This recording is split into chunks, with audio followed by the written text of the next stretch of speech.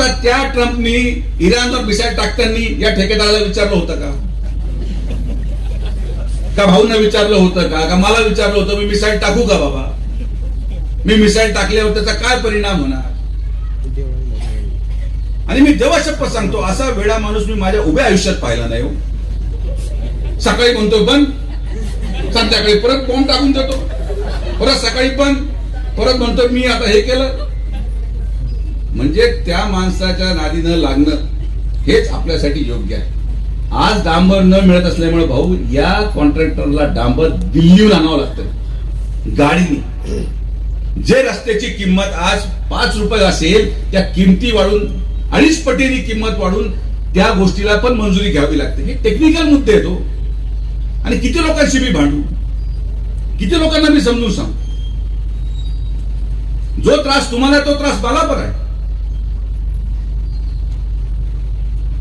आता माझ्या मुलीच्या शिक्षणाच्या दृष्टिकोनातून माझी बायको आणि माझी मुलं नगरला राहायला गेली, मी राहतोय लोणीला. आता हा रस्ता करणं किती गरजेचं हे तर मला म्हणून समजत नाही.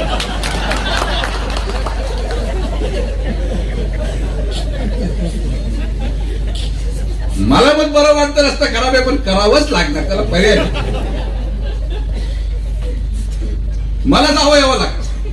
जो त्रास तुम्हाला आहे तो त्रास मला आहे. कदाचित तुम्ही इथून निघाला तर रावरीला थांबालो, मला रोज नगरून येऊन जाऊन करायचं.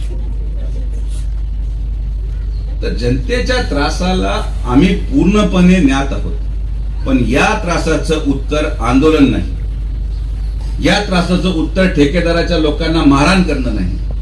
राहुरीमध्ये रात्री त्या ठेकेदाराच्या लोकांना जे साईड गटर करत होते त्यांना हाणलं. आज एकही कर्मचारी त्या ठेकेदाराचा राहुरीमध्ये जायला तयार नाही. काय केलं पाहिजे?